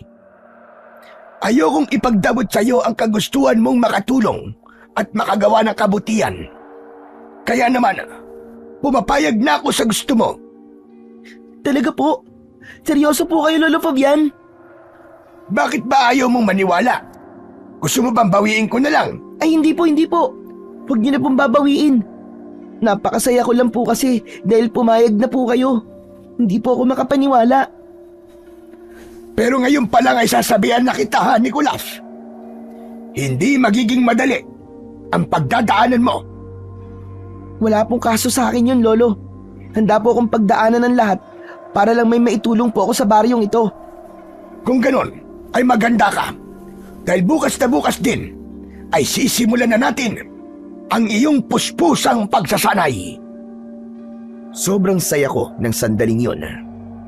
Nung dumating kasi ako sa baryong yon, ay narinig ko ang tungkol kay Lolo Fabian at talaga namang inidolo ko na siya. Kaya isang napakalaking karangalan para sa akin na ipapasa niya sa akin ang kanyang mga kaalaman. Labis din akong nagpasalamat sa Panginoong Diyos dahil alam kong ginamit niya yung Biblia para mapagtanto ko kung bakit ako napunta sa lugar na yon. At yun ay upang gumawa ng kabutihan at tulungan si Lolo Fabian sa pakikipaglaban sa aswang. Kinabukasan, gaya ng sinabi ni Lolo Fabian, ay nagsimula na siya sa pagsasanay sa akin sa paggamit ng anting-anting at pakikipaglaban sa mga aswang. Una niyang ginawa ay ipinakilala niya sa akin ang iba't ibang uri ng mga anting-anting at kung para saan gagamitin ang mga yon. Doon ko nalaman na bawat anting-anting pala ay merong magkakaibang paraan kung paano mapapanatili ang kanilang kapangyarihan. Merong sa pamamagitan ng ritual, dasal at pag-aalay. Tinuruan na rin ako ni Lolo Fabian na gamitin ang isang anting-anting na nagbibigay ng lakas sa pakikipaglaban sa mga aswang. Sa pangalawang araw ay dun niya na ako tinuruan sa pakikipaglaban. Dahil itak ang tanging sandata na meron kami, ay doon kami nag-focus. Hindi lang pag-atake ang itinuro niya sa akin, kundi maging ang iba't ibang paraan kung paano dumipensa. Tuwing gabi ay isinasama na rin ako ni Lolo Fabian sa pagroronda niya sa baryo. Pareho kaming may dalang itak at umaasa kami na makakaharap at mapapatay na namin si Balawis bago pa yon makapambiktimang muli. Isang hapon, katatapos lang naming magsanay, habol ko ang aking paghinga habang nakaupo ako sa upuang nasa likod ng bahay ni Lolo Fabian. Maya-maya pa ay lumapit sa akin si Lolo Fabian at inabutan niya ako ng isang baso ng tubig. Tinanggap ko yun at inubos ko ang laman. Maraming salamat po, Lolo Fabian. Ay teka, matanong ko lang po. Kumusta naman po ang pagsasanay ko? Yung totoo. Masyado mo kong pinapahangan, Nicolas. Hindi ko akalain na napakabilis mong matuto. Kahit yung bagong anting-anting na ibinigay ko sa'yo, ay alam mo na kagad kung paano ang tamang paggamit. Mahusay din ang ipinapakita mo sa pakikipaglaban. Kung ipagpapatuloy mo yan, Nicolas, sigurado ako na darating ang panahon na ikaw na ang tatawaging kinakatakutang antingero sa baryong ito. Masaya po ako sa mga sinabi niyo, Lolo Fabian. Pero wala pong kahit sino ang pwede pong pumalit sa inyo. Dahil kayo lang po nag-iisang kinatatakutang antingero sa baryo pong ito. Ako na ang nagsasabi sa iyo, Nicolas. Kaya maniwala ka. Basta't huwag mong aalisin ang disiplina mo sa iyong sarili. At huwag mong kakalimutan kung bakit mo to ginagawa. Pero hindi ko po ito magagawa kung hindi po dahil sa inyo, Lolo Fabian. Mabuti na lang talaga at nagpisintakan sanayin kita. Kung hindi, Malamang hanggang ngayon ay naghahanap pa rin ako ng taong makakatulong ko sa pakikipaglaban kay Balawis. Lolo Fabian, meron po pala ulit akong itatanong po sa inyo. Ano ba yan? Bakit ang dami mo naman yatang tanong ngayon? Kasi hindi ba, apo niyo na po ako? Kaya dapat lang po, nakilala na po natin ang isa't isa. Ako nga hindi nagtatanong ng tungkol sa buhay mo eh. Hindi naman po kasi kayo nagtatanong eh. Paano? Hinihintay ko lang naman na magkwento ka. Pero sige nga, ano ba ang itatanong mo? Itanong mo na para masagot ko na kagad at para makapagluto na ako ng hapunan natin. Lolo Fabian, wag po sana kayong magagalit pero sa tingin ko po kasi, meron pang ibang dahilan kung bakit hindi na po kayo naniniwala sa Diyos. Tama po ba ako? Napansin ko ang pagbakas ng lungkot sa muka ni Lolo Fabian. Nangilid ang luha sa gilid ng kanyang mga mata at kahit wala pa siyang sinasabi, ay naramdaman ko na tama ang aking hinala na hindi lang ang pagkamatay ng kanyang mag-ina ang dahilan kung bakit nawalan siya ng pananampalataya sa Panginoong Diyos. Alam mo, ikaw na bata ka. Parang matanda ka na talagang mag-isip at magsalita. Sa dami po kasi ng mga pinagdaanan ko sa buhay, napilitan po akong parang maging matanda na po kagad. Kasi po, kung iisipin ko na bata po ako ay malamang matagal na po akong sumuko sa buhay.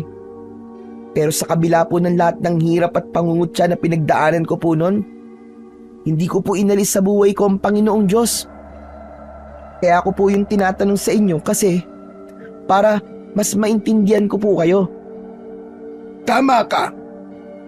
Hindi lang ang pagkamatay ng asawa at anak ko ang dahilan. Mas lalong nawala ang paniniwala ko sa Panginoong Diyos nang natuklasan ko nung nakaraang taon na may taning na pala ang buhay ko. Naging madalas kasi ang pagsakit ng ulo ko at nabahala na ako kaya nagpatingin ako sa doktor.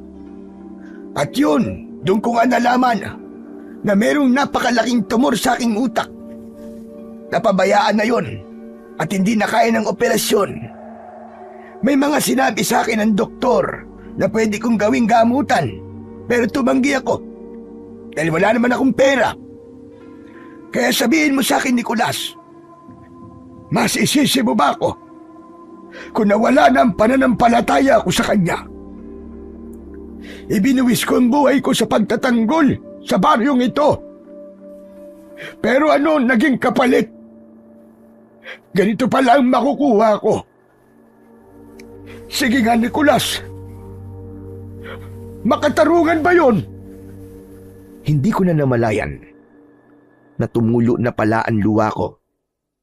Hindi ganung sagot kasi ang inaasahan ko. Pakiramdam ko ay isang bomba ang sumabog sa aking harapan nang nalaman ko na may taning na pala ang buhay ni Lolo Fabian. Lolo Fabian, sabihin niyo po, nagbibiro lang po kayo, di ba? Sana nga. Sana nga ay nagbibiro lang ako pero yun ang totoo, Nicolas. Ang huling sabi sa akin ng doktor ay 6 na buwan na lang ang itatagal ko. Kaya siguradong ngayong taon na ako mamamatay. Kaya naisipan kong maghanap kagad ng sasanayin at pagpapasahan ng aking kakayahan at kaalaman dahil hindi pwedeng mawalan ng tagapagtanggol ang baryong ito. At nagpapasalamat ako dahil nakilala kita, Nicolas. Sa mga nakalipas na araw, ay ipinakita mo sa akin na sa edad mong yan ay may kakayahan kang maging mahusay na antingero sa baryong ito. Maraming salamat sa iyo, Nicolas. Pero Lolo Fabian, grabe naman. Ayoko pong mawala kayo. Sandali pa lang po tayong nagkakasama eh. Gusto ko ba po kayong makasama ng matagal? Ako rin naman, Nicolas. Gusto pa sana kitang makasama ng mas matagal. Hindi ko alam pero napakagaan talaga ng loob ko sa'yo. Kahit nung palaboy ka pa lang ay alam kong May likas na kabutihan dyan sa puso mo. Kaya hindi ako nagdalawang isip na tulungan ka. Kaya Nicolas, ipangako mo sa akin na kahit nawala na ako, ay ipagpapatuloy mo ang iyong pagsasanay. Huwag kang titigil hanggat hindi ka nagiging mahusay. Siguro naman, nasagot ko na ang tanong mo dahil nasabi ko na sa iyo ang lahat ng dahilan kung bakit nawalan na ako ng tiwala sa Panginoong Diyos. Lolo, naiintindihan ko po kayo kahit papano. Kaya gusto ko pong sabihin sa inyo, ang isa sa mga paborito ko po na nabasa ko po sa Biblia. Pakinggan niyo po ako. Nakalagay ron po na walang pagsubok na dumarating po sa inyo na hindi naranasan ng ibang tao. Ngunit maaasahan po natin ang pangako ng Diyos na hindi niya po tayo pababayaang subukin ng higit pa sa ating makakaya. Kaya kung dumaranas po kayo ng pagsubok, gagawa po siya ng paraan upang mapagtagumpayan niyo po ito. Kapag po pakiramdam ko ay nawawalan na nga po ako ng pag-asa, palagi ko po yan sinasabi sa sarili ko. Pasensya ka na. Pero, gaya ng sinabi ko, wala. Hindi na ako naniniwala sa Diyos. Sige na, magluluto na ako ng pagkain natin. Dahil magandang ipinakita mo sa pagsasanay natin ngayon, ay magluluto ko ng paborito mong adobong manok. Ngumiti si Lolo Fabian sa akin, pero kita ko sa mga mata niya ang labis na lungkot. Matapos yun, ay pumasok na siya sa kanyang kubo. Doon ko na tuluyang ibinuhos ang lahat ng luha ko. Sobra akong nasaktan sa katotohanang malapit na palang mamatay si Lolo Fabian. Ngunit nang dahil sa pag-uusap namin na yon ay nalaman ko na hindi totoong galit si Lolo Fabian sa Diyos. Dahil ang totoo ay nagtatampo lamang siya. Alam ko na ayaw pang mawala ni Lolo Fabian dahil nais pa niyang protektahan ang baryong yon. Kaya naman, ipinangako ko sa sarili ko na mas lalo kong paghuhusayan ang aming pagsasanay upang kung sakaling wala na si Lolo, ay mapapanatag siya dahil may maiiwan siyang tagapagtanggol ng mga tao laban sa mga aswang. Simula nang malaman ko na may taning na ang buhay ni Lolo Fabian, ay mas lalong lumaki ang respeto at paghanga ko sa kanya. Pwede naman kasi siyang huminto na sa pakikipaglaban sa mga aswang at ilaan na lang ang natitirang araw sa mundo para sa kanyang sarili. Pero hindi niya ginawa. Mas lalo ko rin pinahalagaan ang bawat oras na magkasama kami. Hindi ko ipinakita o ipinaramdam sa kanya na malungkot ako dahil alam kong ayaw niya yon. Alam ko na ang gusto niya ay wag kong isipin na mawawala na siya. Nagpatuloy kami sa pagbabantay sa baryo tuwing gabi. Sa umaga naman ay nagsasanay kami at labis ako natutuwa sa tuwing sinasabi ni Lolo Fabian na mas lalo akong humuhusay. Naniniwala ako na dahil yon sa galing na magturo ni Lolo Fabian. Kung ibang tao siguro ang magsasanay sa akin, ay hindi magiging madali para sa akin na matutunan ang mga dapat kong malaman pagdating sa paggamit ng anting-anting at sa pakikipaglaban sa mga aswang. Isang gabi, matapos naming maganda, ay lumabas na kami ni Lolo Fabian para mag-ikot. Bukod sa itak ay nasa likod ko rin ang buntot ng pagi na matagal na palang itinatago ni Lolo Fabian. Ayon sa kanya ay mabisang sandata yon laban sa kahit na anong uri ng aswang. Umaasa ako na sa gabing yon ay makakaharap na namin si Balawis at matatalo na namin siya. Alam ko kasi na ang pinakagustong mangyari talaga ni Lolo Fabian bago siya mawala ay ang iiwanan niya ang baryo na yon na ligtas. Paano naman po? Makaharap na po natin ngayong gabi si Balawis. Ilang gabi na po kasi tayong nag-iikot sa baryo pero hanggang ngayon, di pa po natin siya nakikita. Alam kong sinasadya ni Balawis na huwag magpakita sa atin. Dahil gaya ng sinabi niya, ay uubusin niya muna ang mga tao rito bago kami magharap. Pero siyempre hindi ako papayag na mangyari yon. Kailangan niya nang mamatay sa lalong madaling panahon para hindi niya na magawa ang mga plano niya. Pero Lolo Fabian, gusto ko lang po itong sabihin sa inyo. Sobra niyo po akong pinapahanga. Kasi kahit may taning na po ang buhay niyo ay ginagawa niyo pa rin po ito. Iniisip niyo pa rin po ang kapakanan ng buong baryo imbis na nagpapahinga na lamang po kayo. Noong nagsimula kasi ako makipaglaban sa mga aswang iyo, ay nangako ako sa sarili ko na gagawin ko ito hanggang sa aking huling hininga. Naniniwala ako na ito ay isang tungkulin na hindi ko maaaring bitiwan. Kaya napakasaya ko dahil nakilala kita, Nicolas. Dahil alam ko na kung mawawala ako, ay merong maiiwan dito sa baryo na magiging bagong tagapagtanggol ng mga tao laban sa mga aswang. Pero Lolo Fabian, umaasa pa rin po ako na magkakaroon po ng himala. Simula po nung nalaman ko na may taning na po ang buhay nyo, ay palagi ko na po kayong isinisama sa pagdadasal ko na sana po ay pahabain pa po ng Diyos ang inyong buhay. Na sana po ay makasama pa po kita sa mga susunod po na laban natin sa mga aswang. Hindi ko alam kung matutuwa ba ako o hindi sa mga sinasabi mo. Kasi alam mong hindi na ako naniniwala sa Diyos. Pero Nicolas, maraming salamat. Salamat dahil pinaparamdam mo palagi sa akin na meron akong pamilya. Napakaswerte ko dahil dumating ka sa buhay ko, Nicolas.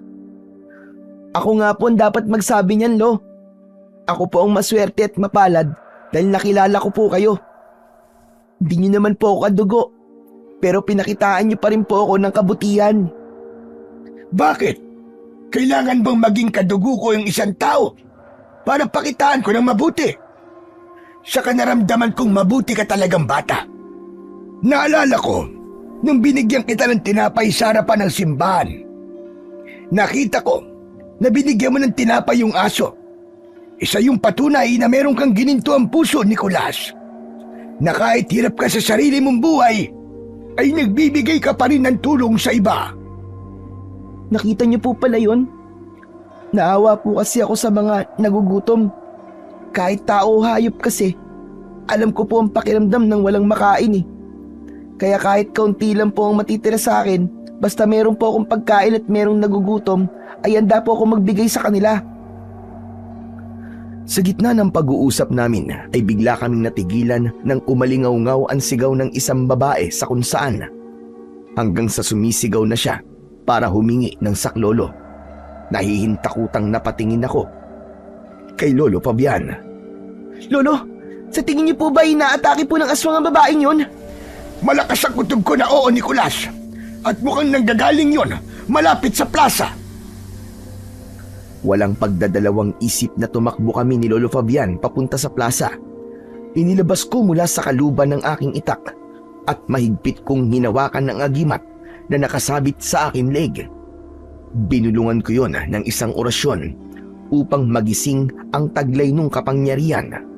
Habang tumatakbo ay naramdaman ko ang pagbalot ng kakaibang enerhiya at lakas sa aking katawan hanggang sa pumasok yon sa bawat himaymay ng aking laman.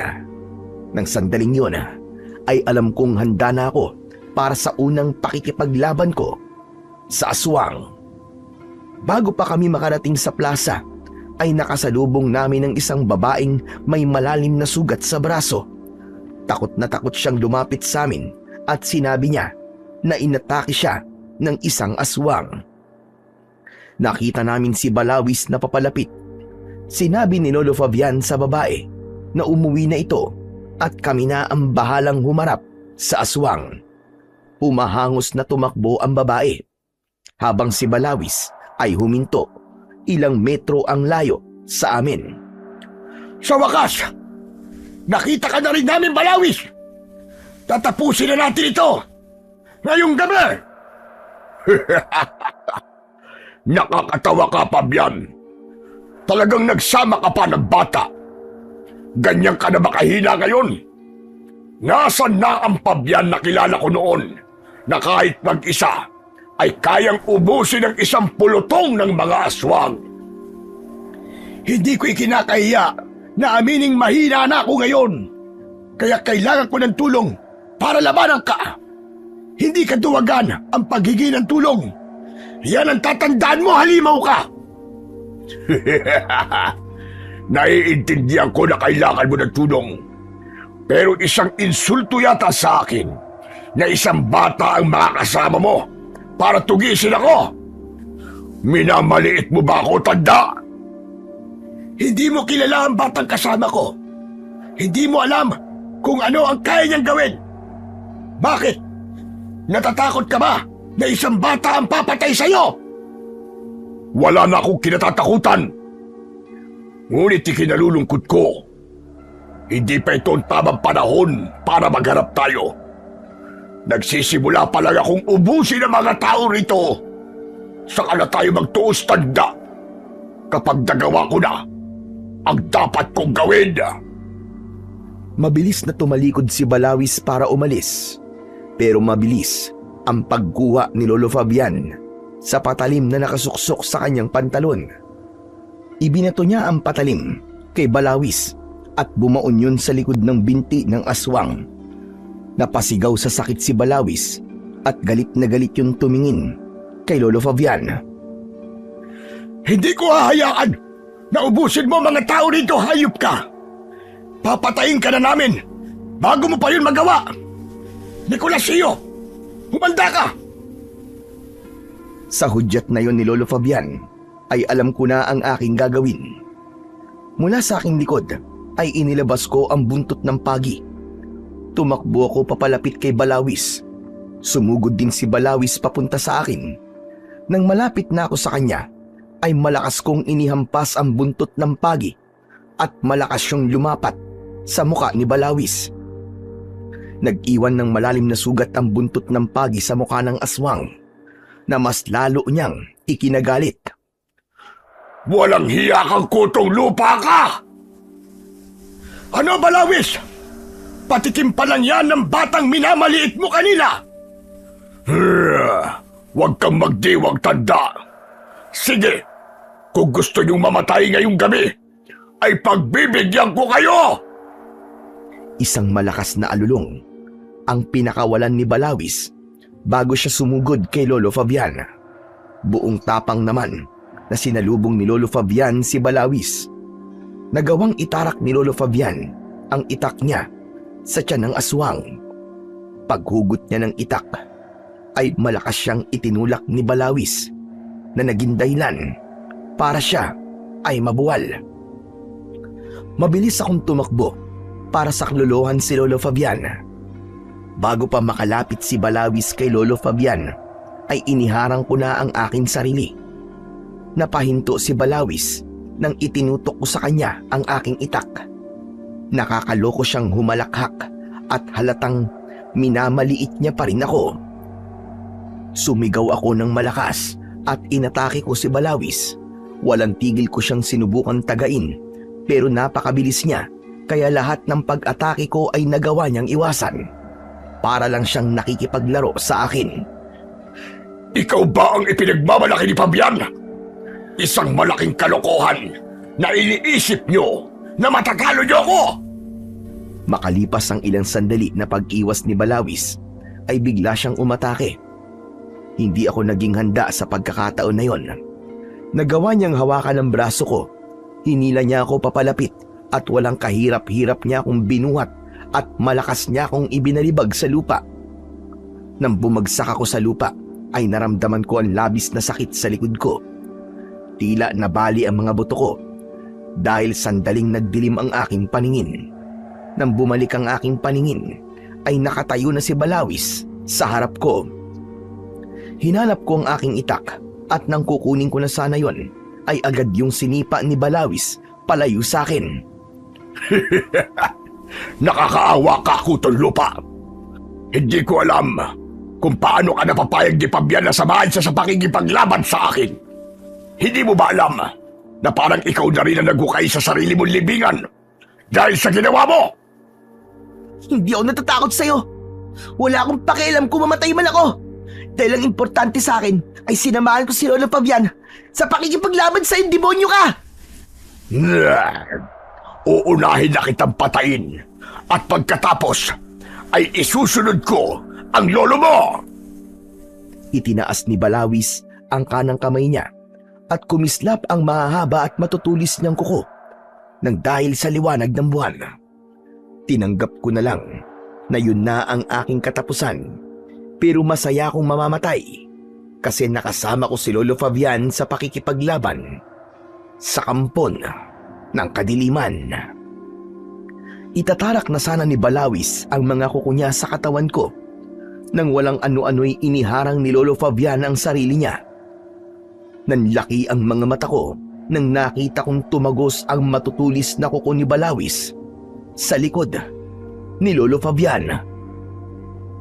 Lolo! Nicolas! Tapusin mo na ang laban! Alam kong magwawagi ka! Sa natitirang lakas ni Lolo Fabian, sinaksak niya sa dibdib si Balawis gamit ang kanyang matalas na itak. Kahit umiiyak ako, ay iniisip ko pa rin ang sinabi ni Lolo Fabian. Nagmamadali akong tumayo kahit nangihina na ang aking katawan. Kinuha ko ang itak at sumampa ko sa likod ni Balawis. Paulit-ulit kong itinarak ang itak sa leeg niya at bilang huling pag-atake ay ginilitan ko siya sa leeg. Kasabay kong bumagsak ang katawan ni Balawis. Nakadilat ang kanyang mga mata na para bang hindi siya makapaniwala sa nangyari. Hindi na siya humihinga. Patay na si Balawis. Umiiyak akong inalis ang mga kuko ni Balawis sa katawan ni Lolo Fabian. Nakita ko ang labis na panghihina sa kanyang mga mata. Napakagaling ng ipinakita mo, Nicolas. Ipinagmamalaki kita. Lolo Fabian, huwag na po kayong magsalita. Kailangan po kayong madala sa ospital. Tulong! Tulungan niyo kami, si Lolo Fabian! Kailangan natin siyang dalhin sa ospital! Napakasaya ko na dumating ka sa buhay ko, Apo. Tama ka. Ikaw ang nagbigay ng bagong layunin sa buhay ko. Ang totoo, nung hindi pa kita nakikilala, ay tanggap ko nang mamamatay na ako. Pero nang inampung kita, ay hiniling ko sa Diyos na sana ipabain pa niyang buhay ko dahil gusto pa kitang makasama ng matagal. Gusto ko pang masaksihan ang pagdating ng araw na isa ka ng ganap na antingerong manunugis. Kahit hindi ako naniniwala sa Diyos, ay ipinagdasal ko pa rin yun sa Kanya. Ganon ka kaimportante sa akin, Nicolas, Apo. No, wag po kayo bibitiw, Lo. Hindi ko po kayang wala ka. Hindi niyo po ako pwedeng iwan. Huwag niyo akong iiwan, Lo. Nang sandaling yon, ay lumapit na sa amin ang mga tao sa baryo. May isang tricycle din na dumating na siyang nagdala kay Lolo Fabian sa ospital. Ako ang katabi ni Lolo Fabian sa loob ng tricycle. Maigpit kong hawak ang isang kamay niya at paulit-ulit akong nagdasal na sana ay dugtungan pa ng Panginoong Diyos ang kanyang buhay. Pagdating sa ospital, ay agad dinala sa operating room si Lolo Fabian. Sinabi sa akin na kailangan kong ikuha ng mga gamit si Lolo Fabian. Kaya nang bumalik ang tricycle sa baryo ay sumabay na ako. Habang inihahanda ko ang mga damit ni Lolo Fabian, ay iyak ako ng iyak. Pinuntahan ko ang may-ari ng tricycle pero ang sabi niya sa akin ay wala ng gas ang tricycle niya at bukas pa siya makakabili sa bayan. Nalungkot ako dahil hindi ko nagawang makabalik sa ospital. Umasa ako na makakaligtas si Lolo Fabian. Hindi ko pa kasi nararamdaman na mawawala na siya.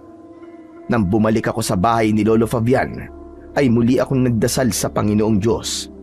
Ipinagdasal ko ang kaligtasan ni Lolo Fabian. Nakatulugan ko na ang pag-iyak. Pagod din kasi ako sa pakikipaglaban namin kay Balawis. Kaya kahit wala akong balak na matulog, ay nakatulog pa rin ako. Umaga na nang nagising ako. Nagmamadali akong bumangon. Kinuha ko ang bag na naglalaman ng mga damit ni Lolo Fabian. Naisip ko na humanap na lang ng ibang masasakyan papunta sa ospital. Pero paglabas ko ng bahay, ay hindi ako makapaniwala nang nakita ko si Lolo Fabian na nakatayo sa labas. Nakangiti siya sa akin at maaliwalas ang kanyang muka. Nabitiwan ko ang bag at patakbo kong lumapit sa kanya. Mahigpit ko siyang niyakap. Lolo Fabian? Ano pong ginagawa niyo rito? Hindi po ba dapat po nasa ospital po kayo? Mahabang kwento, Nicolas. Pero ang importante ay nandito ko. Pero yung sugat niyo po, bakit parang wala na po yata? Alam mo, masyado kang maraming tanong. Ang mabuti pa ay sumama ka na lang sa akin. At meron akong gustong puntahan. Po, saan po tayo pupunta? Malalaman mo rin. Basta't sumama ka na lang sa akin. Kahit nagtataka at naguguluhan ako ng sandaling yon, ay sumama na lang ako kay Lolo Fabian. Hawak niya ang kamay ko habang naglalakad kami. Panay ang tingin ko kay Lolo Fabian dahil hindi pa rin ako makapaniwala na nakalabas na siya ng ospital. Makalipas ang ilang sandali, ay huminto kami sa harap ng simbahan. Nandito na tayo sa pupuntahan natin. Sa simbahan po? Oo, Hindi po ba? Hindi po kayo naniniwala sa Diyos? naniniwala na ulit ako sa kanya, Nicolas. Bumalik na ang pananampalataya ko sa kanya. Nung nasa ospital ako at wala akong malay, ay nakita ko siya. Kinausap niya ako at sinabi niya sa akin kung gaano niya ako kamahal. Ipinaunawa niya sa akin kung bakit ko kailangang pagdaanan ang lahat ng masasakit na nangyari sa buhay ko. At kung ano ang mga sinabi niya sa akin, sa amin na lang yun. Pero ngayon ay naiintindihan ko na kapag pala nakakaranas tayo ng napakalaking problema, ay hindi dapat tayo tumatalikod sa kanya. Dapat ay mas tatagan natin ang paniniwala sa plano niya para sa atin. Mahal na mahal tayo ng Diyos, Nicolas. Mahal na mahal niya tayo at kahit isang segundo ay hindi nawawala ang pagmamahal niya sa atin. Kahit pa sa pagkakataong kinalimutan na natin siya. Walang tigil ang pagpatak ng aking luha matapos magsalita ni Lolo Fabian. Nang sandaling yon, ay pumasok kami sa simbahan. Nang lumuhod kami para magdasal, ay pumikit ako at nagpasalamat sa Panginoong Diyos dahil nanumbalik na ang pananampalataya ni Lolo Fabian. Nagpasalamat din ako sa pagkakaligtas ni Lolo Fabian mula sa bingit ng kamatayan. Pero laking pagtataka ko nang pagbukas ng aking mga mata ay wala na sa tabi ko si Lolo Fabian. Iginala ko ang mga mata ko sa paligid pero hindi ko siya nakita. Hala, nasa na si Lolo? Mukhang binibiro niya ako ah. Baka habang nakapikit ako at nagdadasal umalis siya. Hay nako, si Lolo Fabian talaga oh. Natatawa akong napailing at nagdesisyon na akong bumalik sa bahay namin dahil sigurado ko na naroon siya. Ngunit natigilan ako nang nakita kong merong ipinapasok na kabaong sa loob ng bahay ni Lolo Fabian. Nasa labas ang pari at kasama niya si Melchor. Parehas namumugto ang mga mata nilang dalawa. Nicolas, mabuti't dumating ka na, iho. Teka, ano po nangyayari? Bakit may kabaong po na ipinapasok sa bahay ni Lolo? Nicolas, alam kong masakit ito pero hindi naging matagumpay ang operasyon ng Lolo Fabian mo. Wala na ang Lolo Fabian mo, Nicolas. Ha? Hindi eh.